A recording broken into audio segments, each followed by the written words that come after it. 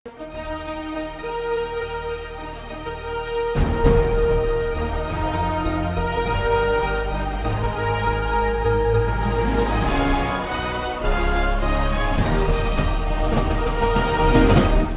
பார்த்து கொண்டிருப்பது உங்கள் ஜாஷ்வா டிவி. சகல ஜனங்களுக்கும் நற்செய்தி.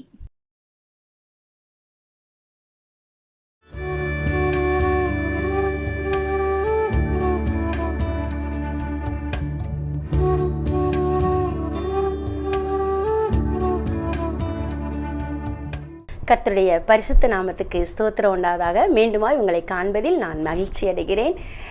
இந்த நாளிலும் செய்திக்கு முன்பாக நாம் தலைகளை தாழ்த்தி ஜெபம் பண்ணுவோம். நன்றி தகப்பனே, நன்றியோடு துதிக்கிறோம், ஸ்தோத்தரிக்கிறோம்.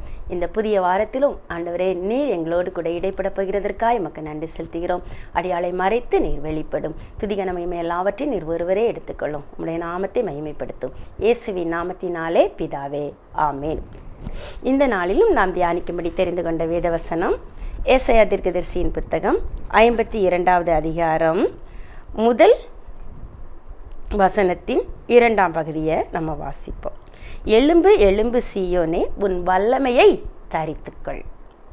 பாருங்க, கடந்த வாரத்தில் நம்மளை எழுப்பி விட்ட ஆண்டவர், நம்முடைய கட்டுகளை அவிழ்த்து விட்ட ஆண்டவர் இந்த நாட்களில் நம்மை பார்த்து சொல்றாரு, நீ என்ன செய்யணும்? நம்மளை உற்சாகப்படுத்தி கை தூக்கி விட்டார். நம்ம கழுத்தில் உள்ள கட்டுகளெல்லாம் அவிழ்த்து விட நமக்கு உதவி செஞ்சார். எதெல்லாம் கட்டு, அதை நாம எப்படி மேற்கொள்ளணுங்கிறதெல்லாம் கற்று தந்தார். ஸோ நான் இந்த நாட்களில் கட்டாயம் சத்தியத்தை அறியும் போது அந்த சத்தியம் நம்மளை விடுதலை ஆக்கும் அப்படின்னு சொல்லி நம்ம விசுவாசித்திருக்கிறோம். நம்ம அறிந்து கொண்ட சத்தியம் நம்மளை விடுதலை ஆக்கிட்டு என்பதை நம்ம விசுவாசிப்போம். தொடர்ந்து இந்த நாளில் ஆவியானவர் நம்மை பார்த்து சொல்றாரு, உன் வல்லமையை தரித்துக்கொள் அப்படின்னு சொல்றாரு. பாருங்க, நம்மை பார்த்து ஆண்டுடைய வார்த்தை வருது, அவர் வல்லமை ஆவியானவர். அந்த வல்லமையான ஆவியானவர் அவருடைய சகல வல்லமையோடு கூட நம்மிடத்துல அவர் வாசமாக இருக்கிறார் அப்படிங்கிறத முதலாவது நாம் என்ன செய்யணும்? விசுவாசிக்கணும். அந்த வல்லமை ஆண்டவர் என்ன சொல்றாரு அப்படின்னு சொன்னால், தேவன் நசரேயனாகிய இயேசுவை பரிசுத்த ஆவியினாலும் வல்லமையினாலும் அபிஷேகம் பண்ணியிருந்தார். அப்படி அவர் பரிசுத்த ஆவியினாலும் வல்லமையினாலும் அபிஷேகம் பண்ணப்பட்டிருந்ததுனால அவர் நன்மை செய்கிறவராயும் பிசாசின் வல்லமையில் அகப்பட்ட யாவரையும் குணமாக்குகிறவராயும் சுற்றி திரிந்தார் அப்படின்னு சொல்லி வேதவசனம் சொல்லுது. நம்முடைய வாழ்க்கையிலையும் ஆண்டவர் நம்மை அபிஷேகம் பண்ணினதோட நோக்கம், நாமும் பரிசுத்த ஆவியினாலும் வல்லமையினாலும் நிரப்பப்பட்டிருக்கிறோம். அதே அவர் பண்ணின அதே அபிஷேகத்தினால தான் ஆண்டவர் நம்மையும் என்ன செஞ்சிருக்கிறாரு? நம்ம அபிஷேகம் பண்ணியிருக்கிறார். அவருடைய சகல கிருபைகளோடு தான் அவர் நமக்குள்ள வாசமாக இருக்கிறாரு. ஸோ நாமும் நன்மை செய்கிறவர்களாகவும் பிசாசின் வல்லமையில் அகப்பட்ட யாவரையும் குணமாக்குகிறவராகவும் சுற்றி திரியணுங்கிற நோக்கத்துக்காக தான் ஆண்டவர் நம்ம ஒவ்வொருவரையும் என்ன செஞ்சிருக்கிறாரு? அபிஷேகம் பண்ணி இருக்கிறார். முதலாவது இதை நாம் என்ன செய்யணும்? விசுவாசிக்க வேண்டும். கிறிஸ்தவ வாழ்வே விசுவாசத்தின் வாழ்வு, தன் விசுவாசத்தினால் நீதிமான் பிழைப்பான் அப்படின்னு சொல்லி வேதவசனம் சொல்லுது. அப்போ இந்த நாட்களில் ஆண்டவர் நம்ம பார்த்து என்ன சொல்றாரு? உன் வல்லமையை நீ என்ன செய்ய? தரிச்சிக்கோ. ஒருவேளை இதை நம்ம என்ன செய்யணும்னா, ஒவ்வொரு நாளும் நம்ம வாழ்க்கையில் அப்போ ஞாபகப்படுத்தி புதுப்பித்து கொள்வது தான் தரித்து கொள்வது. எப்படி ஒரு பேட்டரி, செல்போன், இன்னைக்கு நமக்கு எளிமையாக புரியணும்னா, ஒரு செல்போன் யூஸ் பண்ண அந்த பேட்டரியோட பவர் என்ன செஞ்சுக்கிட்டே இருக்குது? வீக் ஆகிக்கிட்டே இருக்குது, குறைஞ்சிக்கிட்டே இருக்குது. அதே போல் அப்போ திரும்ப என்ன செய்ய வேண்டியிருக்கு? அதை சார்ஜ் பண்ண வேண்டியிருக்கு. அப்போ அது பண்ணும்போது திரும்ப என்ன செய்யுது? அது தன்னுடைய ஆற்றலை புதுப்பித்து கொள்கிறது, தன்னுடைய வல்லமையை புதுப்பித்து கொள்ளுது. இதே போல தான் நாமும் ஆண்டவருக்குள்ளே தினம் என்ன செய்யணும்? அவருடைய வல்லமை நமக்குள்ளே இருக்குது. அவருடைய அந்த வல்லமை என்ன செய்யணும்? அவரோடு உறவாடி நம்ம புதுப்பித்து கொண்டு தரித்து கொள்கிறவர்களாக காணப்படணும். அப்போ அவருக்கும் எனக்கும் உள்ள கனெக்ஷன் தான், உறவு தான் என்னுடைய வல்லமையை ஒவ்வொரு நாளும் என்ன செய்து மீண்டுமா புதுப்பித்து அதை நான் தரித்து கொள்ள உதவுது. எப்படி ஒரு செல்ஃபோன் தானாக சார்ஜ் ஆகாது. அதுக்குரிய அந்த கனெக்டிங் சார்ஜரை நம்ம என்ன செய்யணும், அது எடுத்து கனெக்ட் பண்ணும்போது மட்டும்தான் அந்த பவர் அதுக்கு சப்ளை ஆகுது. சப்ளை ஆகும்போது அது என்ன செய்யுது, மீண்டுமா ஃபுல் பவரோட செயல்பட ஆரம்பிக்கு. அதே போல தான் நாமும் ஆண்டோட சமூகத்தில் தினம் தினம் காத்திருந்து அவருடைய வல்லமையை பெற்றுக்கொண்டு என்ன செய்யணும், பிரகாசிக்கிறவர்களா, செயல்படுகிறவர்களா, அவருடைய வல்லமையை வெளிப்படுத்துகிறவர்களா ஜீவிக்கணும் அப்படின்னு சொல்லி ஆண்டவர் விரும்புகிறாரு. எதுக்காக இந்த வல்லமை அப்படின்னு சொல்லி பார்த்தோன்னு சொன்னால், ஒரு சின்ன ஒரு காரியத்தை பகிர்ந்து கொள்ளலான்னு சொல்லி நான் நினைக்கிறேன். ஒரு ஆஃபீஸர், நல்ல அத்தாரிட்டி உள்ள ஒரு ஆஃபீஸர் என்ன செய்கிறாரு, ஒரு பெரிய பண்ணை நிலத்துக்கு கடந்து வராரு. கடந்து வரும்போது அவர் என்ன அங்கே வாசலில் நிற்க செக்யூரிட்டியை பார்த்து கேட்குறாரு, நான் இந்த இடத்துக்கு சில ஆய்வுகளை மேற்கொள்ள அரசாங்கத்தால் அனுப்பப்பட்ட அதிகாரி, நான் இந்த இடத்த ஆய்வு செய்யணும்னு சொல்லும்போது அந்த செக்யூரிட்டி சொல்கிறாரு, இல்லை என்னுடைய ஓனர் இப்போ இல்லை, அதனால் இப்போ நான் அனுமதிக்க முடியாது அப்படின்னு சொல்கிறாரு. அப்போ அவர் என்ன பண்ணுறாரு, அந்த அவரோட ஐடி கார்டு, அவருக்கு கொடுக்கப்பட்ட ஆர்டர்ஸ் இதெல்லாம் எடுத்து அவர்கிட்ட காட்டி போகணும்னு சொல்லும்போது அவரால் மறுக்க முடியலை. ஸோ அந்த அதிகாரத்துக்கு அவர் கட்டுப்பட்டு என்ன பண்ணுறாரு அப்படின்னு சொன்னால், அந்த வாசலை திறந்து கொடுக்குறாரு. அவர் உள்ளே போகிறாரு. உள்ளே போய் காரை விட்டு அவர் இறங்கி செயல்பட ஆரம்பிக்கும்போது எங்கேயோ இருந்து என்ன பண்ணிடுச்சு, அந்த பண்ணை நிலத்தில் உள்ள ஒரு நாய் என்ன செய்யுது, கொலைச்சிக்கிட்டு இவரை பார்த்து வேகமாக ஓடி வருது. ஓடி வந்த உடனே இவர் என்ன பண்ணுறாரு, பயந்து பின்வாங்குறாரு. பின்வாங்கி மீண்டுமா அந்த காருக்குள்ளே ஏறி உட்காந்துக்கிட்டு அந்த செக்யூரிட்டியை பார்க்குற. செக்யூரிட்டி அதுக்குள்ளே அங்கேருந்து வந்துக்கிட்டு இருக்காரு. அப்போ வந்துட்டு இருந்த உடனே இந்த அதிகாரி காருக்குள்ளே ஏறி உட்காந்துட்டார். அவர் இந்த செக்யூரிட்டி அந்த நாயை என்ன செய்கிறாரு, ஒரு சத்தம் கொடுத்து போன ஒரு கையை ஆட்டின உடனே அது அமைதியாக என்ன செஞ்சிடுச்சு, திரும்பி தன்னோட இடத்துக்கு போயிடுச்சு. பாருங்க, இந்த இடத்துல அந்த அதிகாரியோட அதிகாரம் இந்த நாய்க்கு முன்னால் என்ன செய்ய முடியலை, செயல்பட முடியலை. ஆனால் இந்த செக்யூரிட்டிக்குள்ளே இருந்த அந்த நாயை கட்டுப்படுத்தக்கூடிய பவர் என்ன பண்ணிச்சு, அந்த நாயை கட்டுப்படுத்தி அதோட இடத்துக்கு அனுப்பிச்சு. அப்போது இந்த செக்யூரிட்டி அந்த அதிகாரியை பார்த்து சிரிச்சுக்கிட்டே சொன்னார், உங்கள் ஆர்டரையும் ஐடி கார்டையும் அந்த நாய்கிட்ட நீங்கள் காட்டியிருக்கலாம்லா அப்படின்னு சொல்லி கேட்டார். ஏன் அப்படின்னு சொன்னால், அந்த அளவுக்கு இவரோட அதிகாரத்தை இந்த செக்யூரிட்டிகிட்ட அந்த அதிகாரி காட்டி உள்ளே வந்தார். அவர் மறுத்த போது இல்லை அப்படின்னு ஆர்டரையும் அதிகாரத்தையும் காட்டினோன்னா அவன் அந்த அதிகாரத்துக்கு கட்டுப்பட்டு தான் உள்ளே அனுப்புனார். ஆனால் அந்த அதிகாரமும் ஆர்டரும் இந்த நாய்கிட்ட என்ன செய்யலை, செல்லுபடி ஆகலை.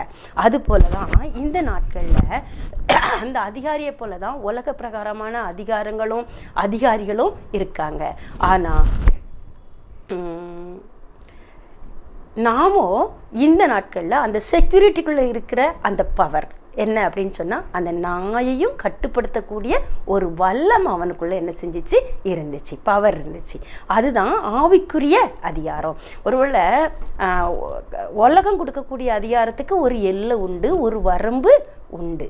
ஆனால் ஆண்டவர் கொடுக்கக்கூடிய வல்லமை அதிகாரங்கிறது அது வல்லமை, அவருடைய வல்லமையினால் அந்த வல்லமையில் ஒரு பார்வை போதும், ஒரு வார்த்தை போதும், அந்த எதிராக வரக்கூடிய வல்லமைகள் என்ன செய்யப்படும், சிதறடிக்கப்படும். அப்படிங்கிறது தான் இந்த இடத்துல வல்லமைக்கு அதிகாரத்துக்கு உள்ள வல்லமையை, ஆண்டருடைய வல்லமைனா என்னன்னு தெரிஞ்சுக்கிடணுங்கிறதுக்காக இந்த ஒரு சின்ன எக்ஸாம்பிளை நான் இந்த இடத்துல சொன்னேன். ஸோ அந்த வல்லமையை ஆண்டர் நமக்கு தான். அதனால தான் அந்த வல்லமை ஆண்டவர் போன இடத்துலலாம் கிரியை செஞ்சு பிசாசின் வல்லமையில் அகப்பட்ட யாவரையும் அது என்ன செஞ்சது, விடுவிக்கிறதா அவர் சுற்றி திரிந்தார் அப்படின்னு சொல்லி நம்ம பார்ப்போம்.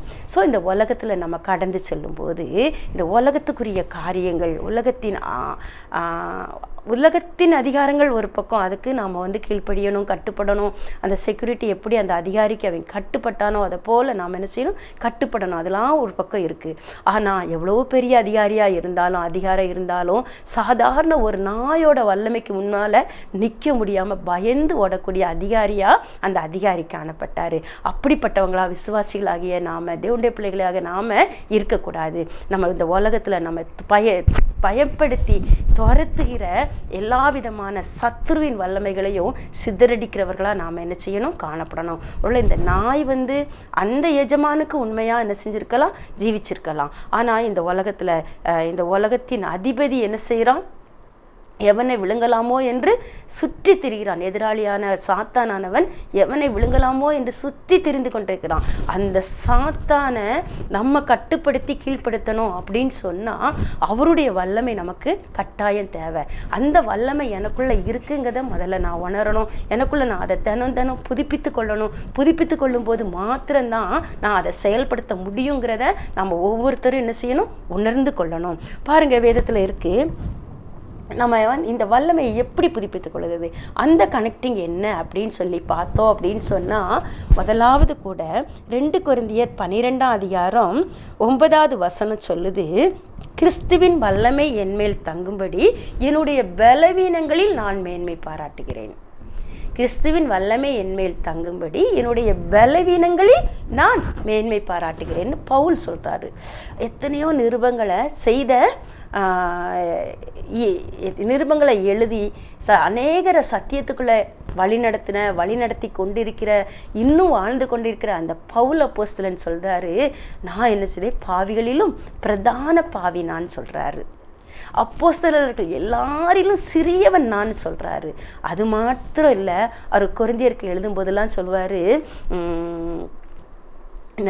அந்த நிருபத்தில் சொல்வார், ஆண்டவர் உள்ளவைகளை அவமாக்கும்படி இல்லாதவைகளை இழிவானவைகளையும் தெரிந்து கொண்டவர்னு சொல்கிறாரு. ஆனால் உலக பிரகாரமாக அவரை குறித்து வேதம் என்ன சொல்லுதுன்னா, அவர் கற்று தேர்ந்த ஞானி அப்படின்னு சொல்லப்படும். அவரை பற்றி நெகட்டிவாக, ஒரு உலக பிரகாரமான மனிதனாக அவன் எந்த ஒரு நெகட்டிவும் அவன்கிட்ட கிடையாது. எல்லா விதத்திலும் உலகம் அங்கீகரிக்கக்கூடிய படித்த மனிதன், பண்பான மனிதன், பக்தியான மனிதன், பரிசுத்தமான மனிதன், வைராக்கியமான மனிதன், எடுத்த காரியத்தில் வெற்றி பெறக்கூடிய மனிதன். ஆனால் அவர் சொல்கிறாரு, அப்போஸ்தலர்களுக்கெல்லாம் நான் சிறியவேன், பாவிகளிலும் பிரதான பாவி அப்படின்னு சொல்லி தன்னை தாழ்த்துறாரு. அடுத்தால சொல்றாரு, யான் சரீரத்தில் ஆண்டவர் எனக்கு ஒரு முள்ளை கொடுத்தாரு, அதை நான் நீங்கும்படி ஒரு அந்த முள் என்னன்னு சொல்லி நமக்கு தெரியாது. ஏதோ ஒன்று அவரை உறுத்துற ஒரு காரியம், ஏதோ ஒரு காரியத்தை அவரால் என்ன செய்ய முடியலை, ஜெயிக்க முடியலை, மேற்கொள்ள முடியலை. அது அவரை பலவீனப்படுத்தக்கூடிய, என்னை குட்டுகிற சாத்தானுடைய தூதனாக இருக்கிறதுன்னு சொல்றாரு. பாருங்க, அப்போ சாத்தான் அந்த காரியத்தை வச்சு அவர் தலையில் தட்டிக்கிட்டே இருக்கிறாரு. எந்த காரியத்திலையும் அவன் தன்னோட தலையை உயர்த்தாதபடிக்கு, ஒரு ஆண்டவரை விட தன்னை பெரியாளை ஆக்காதபடிக்கு சில சத்துருவின் காரியங்கள் கூட, சத்துரு குட்டக்கூடிய காரியங்களை கூட ஆண்டவர் நம்ம வாழ்க்கையிலையும் அனுமதிச்சிருக்கலாம். ஆனால் அப்படி ஏன் ஆண்டவர் அனுமதிக்காரு அப்படிங்கிறத தான் அந்த வசனம் சொல்லுது. பாருங்க, அப்பா ஆண்டவர் என்ன சொல்றாரு, என் கிருபை உனக்கு போதும், உன் பலவீனத்தில் என் பலன் பூரணமாய் விளங்கும் அப்படின்னு சொல்லிட்டு தான். ஸோ கிறிஸ்துவின் வல்லமை என்மேல் தங்கும்படி என்னுடைய பலவீனங்களில் நான் மேன்மை பாராட்டுகிறேன். இன்னைக்கு இந்த உலகம் தன்னுடைய பலத்தில் மேன்மை பாராட்டுகிறார், தன்னுடைய நேர்மறையான காரியங்களில் மேன்மை பாராட்டக்கூடியதாக இருக்கிறது. ஆனால் தேவனுடைய பிள்ளைகளாகிய நாம் ஆண்டவரை முன்ன வைக்கும்படி அவருடைய வல்லமை பற்றியே மேன்மை பாராட்டு. இது என்னால் உண்டானது அல்ல, எங்களாலே ஏதாயிலும் ஆகும் என்று சொல்வதற்கு நாங்கள் எங்களாலே தகுதி உள்ளவர்கள் அல்ல, எங்களுடைய தகுதியோ தேவனால் உண்டாயிருக்கிறதுன்னு சொல்லக்கூடிய அளவுக்கு நம்ம பலவீனம் உள்ளவர்களாக இருக்கிறோங்கிறத நம்ம முதலாவது என்ன செய்யணும், உணரணும். ஸோ அதற்காக சில காரியங்களை ஆண்டவர் நம்மக்கிட்ட அனுமதிச்சிருப்பாரு. அந்த அனுமதித்த காரியங்களையும் குறித்து, ஆண்டவரே ஏன் ஆண்டவரே, ஏன் ஆண்டவரே, ஏன் ஆண்டவரே, ஏன் என் வாழ்க்கையில் இதை அனுமதிச்சிங்க, எனக்கு எதுக்கு இப்படி நேரிடலாம், நான் இதை செஞ்சுருக்கக்கூடாது, நான் இப்படி ஆயிருக்கக்கூடாது, நான் இப்படி இருந்திருக்கக்கூடாதுன்னு நாம் சத்துரு நம்மளை குற்றப்படுத்த தான் செய்வான், குறை சொல்ல தான் செய்வான். ஆனால் ஆண்டவரே, இது என் பலவீனம், என்னுடைய தகுதியை, எனக்கு இவ்வளவுதான் முடியும், நான் இவ்வளவு குறைவுள்ளவள் என்பதை உணர்ந்து கொள்ளத்தக்கதாய் நீர் என்னுடைய வாழ்க்கையில் இதை அனுமதிச்சிங்கிறத நான் உணர்ந்து ஆண்டுடைய சமூகத்தில் என்னை தாழ்த்தும் போது மாத்திரம்தான் அவருடைய வல்லமை என்மேல் தங்கி இருக்கிறது. ஸோ அந்த வல்லமையை நம்ம என்ன செய்யணும், ஒவ்வொரு நாளும் ஆண்டு சமூகத்தில் நம்மளை தாழ்த்தி தாழ்த்தி தாழ்த்தி, ஆண்டவரே நான் உமக்கு முன்பாக ஒன்றுமில்லை, உலகத்துக்கு முன்பாக இல்லை, அதை நம்ம மறந்துடக்கூடாது. ஆண்டவருக்கு முன்பாக நான் ஒன்றும் இல்லைங்கிறத முதலாவது நாம் அறியணும். ரெண்டாவதா, இன்னொருத்தரை விட நான் பெரிய ஆள்னு நம்ம எந்த சூழ்நிலையிலையும் நினைக்கவே கூடாது. பிறரை அற்பமாய் எண்ணாதிருங்கள்னு சொல்லி ஒருவனையும் அற்பமாக எண்ணாதிருங்கள்னு வேதம் சொல்லுது. ஒருவேளை ஊழியக்காரங்களையோ நம்ம பக்கத்து வீட்டுக்காரங்களையோ நம்ம கூட பிறந்தவங்களையோ நம்ம என்ன செய்ய வேண்டாம், அற்பமாக எண்ண வேண்டாம். அதே நேரத்தில் உலகத்தில் உள்ள சாதாரண மனுஷர்களையும் உலகம் அற்பமாக என்றவங்களை கூட ஏன்னா ஒருவனையும் அற்பமாக எண்ணாதீர்கள்னு சொல்ல ஆண்டவருடைய எவரையும் மேன்மைப்படுத்தவும் பலப்படுத்தவும் அவருடைய கரத்தினால் ஆகும். ஒருவேளை உலகத்தோட பார்வைக்கு குப்பையை போல தூசியை போல காணப்படுகிற மனிதர்களை கூட அற்பமாக எண்ணக்கூடிய சுயாதீனத்தை ஆண்டவர் நமக்கு தரலை. எல்லாரையும் கனம் பண்ணணும், எல்லாரையும் மேன்மையாக எண்ணணும், யாரையும் நியாயந்திருக்காதபடிக்கு எல்லாரையும் நம்ம என்ன செய்யணும், நேசித்து அன்பு கூர்ந்து நம்ம அவங்கள விட என்னை விட அவங்க குறைஞ்சவங்க இல்லை, அவங்கள விட நான் மேன்மையானவங்க இல்லை அப்படின்னு சொல்லி நாமே எப்படி அந்த பவுல் தன்னை தாழ்த்தினாரோ அதே போல் நம்ம தாழ்த்தும் போது அவருடைய வல்லமை நம்ம மேலே தங்கும் அப்படின்னு சொல்லி வேதவசனம் சொல்லுது. அதுக்கு அடுத்தால பார்த்தோம் அப்படின்னு சொன்னால் ஆண்டவர் என்ன சொல்கிறாரு பாருங்க. பிதாவானவர் ஆண்டுடைய வாயிலிருந்து புறப்பட்ட வார்த்தைகள் வல்லமையோடும் அதிகாரத்தோடும் புறப்பட்டது அப்படின்னு சொல்லி பார்க்குறோம். அதே வல்லமையோடும் அதிகாரத்தோடும் நம்மிலிருந்து வார்த்தைகள் புறப்படணும்னு சொன்னால் இயேசுவானவர் நீதியின் சூரியனாக இருக்கிறாரு. அதே வல்லமையோட அந்த நீதியின் சூரியனுக்குள்ளே இருக்கிற அந்த வல்லமை எனக்குள்ளேயே அவர் நீதியின் சூரியனாக தங்கி வாசம் பண்ணுறாருங்கிறத நாம் என்ன செய்யணும், விசுவாசிக்கணும். ஸோ அந்த அவரிடத்தில் அன்பு கூறும்போது அந்த வல்லமை எப்படி இருக்கா, நியாயாதிபதிகள் 6:31 சொல்லுது, அவரில் அன்பு கூறுகிறவர்களோ வல்லமையோடே உதிக்கிற சூரியனை போல இருக்கிறார்கள் அப்படின்னு சொல்லி வேதவசனம் சொல்லுது. அப்போ நாமும் இயேசுவானவர்கிட்ட எந்த அளவுக்கு அன்பு கூறுகிறோமோ, அப்போ என்னிடத்தில் அன்பு கூறுகிறவன் என்று சொல்லியும் அவன் என்னுடைய கற்பனைகளை கை கொள்ளாதவன் என்னிடத்தில் அன்பு கூறுகிறேன் என்று சொன்னால் அவன் பொய்யனா இருக்கான் அப்படின்ட்டு இருக்கு. ஸோ அவரிடத்தில் அன்பு கூறுகிறேன்னு சொல்கிறவே அவருடைய கற்பனையில் அவருடைய வார்த்தையில் நம்ம நிலைச்சிருக்கிறவங்களா காணப்படணும், அவருடைய வார்த்தையை கை கொள்கிறவர்களாக நம்ம காணப்படணும். அப்படி அவருடைய அன்பை நாம் என்ன செய்யணும், அவரிடத்தில் அன்பு கூறுகிறேன் அப்படின்னு சொன்னால் அவருக்கு கீழ்ப்படியணும், அவருடைய வார்த்தைகளை கை கொண்டு செயல்பட தீர்மானிக்கணும், செயல்பட பிரயாசப்படணும். எந்த அளவுக்கு நம்ம வாஞ்சையோட தாகத்தோடு அவருடைய வார்த்தைகளை கற்றுக்கொண்டு அவர் சமூகத்தில் காத்திருந்து நாமே புதுப்பித்து கொண்டு இருக்கிறோமோ அந்த வார்த்தை நமக்குள்ள வர வர வர அந்த வார்த்தையின் வல்லமை நம்முடைய வாயின் வார்த்தைகளிலும் வெளிப்படும். அது மாத்திரம் இல்லை, யோவான் எழுதின சுவிசேஷம் 8:28 29 சொல்லுது, என்னை அனுப்பினவர் என்னுடனே கூட இருக்கிறார், நான் பிதாவுக்கு பிரியமானவைகளையே செய்கிறபடியால் அவர் என்னை தனியே இருக்க விடவில்லைன்னு சொல்லி இயேசுவானவர் சொல்றாரு. ஸோ அதே போல நம்மை அனுப்பினவர் நம்முடைய கூட இருக்கணும்னா நாம் அவருக்கு பிரியமானவைகளையே செய்யணும்.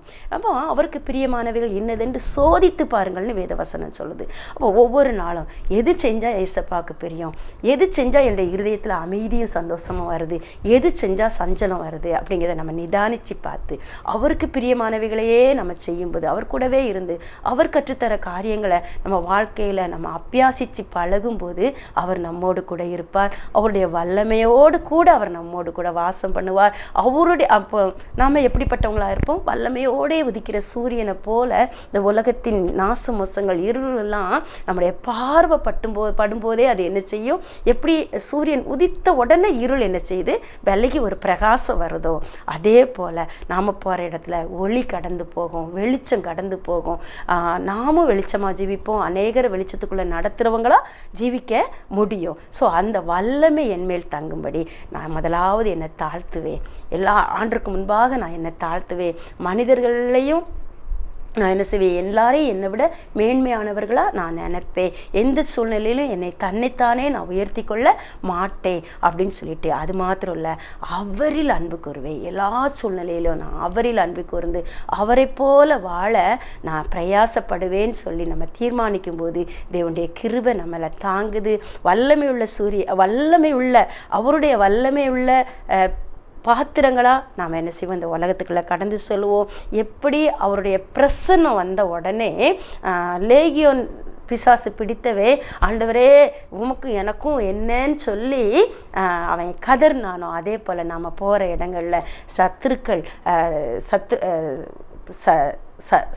சிதறடிக்கப்படுவாங்க, சத்துருவின் வல்லமைகள் சிதறடிக்கப்படும். தேவன் எழுந்தருளுவார். ஆண்டவரே உம்முடைய வல்லமை விளங்கும் பெட்டியுடன் உம்முடைய ஸ்தாபர ஸ்தலமாகிய எனக்குள்ள நீங்கள் எழுந்தருளுங்கன்னு சொல்லி இந்த நாளில் நம்ம ஜெபிப்போம். ஆண்டவரே உடைய வல்லமையை நான் தரித்து கொள்ளும்படி உம்முடைய சமூகத்தில் காத்திருப்பேன். உம்மில் அன்பு கூறுவேன். உமக்கு முன்பாக நான் இன்னும் தாழ்மையாக இருப்பேன்னு தீர்மானம் எடுப்போம். கர்த்தர் பெரிய காலங்களை நம்முடைய வாழ்க்கையில் செய்வாராக. நம்முடைய பார்வையில், பேச்சில், வார்த்தையில், பிரசன்னத்தில் தேவனுடைய வல்லமை வெளிப்படுவதாக. நம்ம தலைகளை தாழ்த்தி ஜெபம் பண்ணுவோம். கிறிஸ்துவுக்குள் நான் இருப்பதனால் கிருபையின் கீழ் நான் மறைந்துள்ளே. தீமை என்னை அணுகாது, பாவம் என்னை நெருங்காது. என்னிடத்தில் வருவதற்கு எதுவும் இல்லை சாத்தானுக்கு. என்னிடத்தில்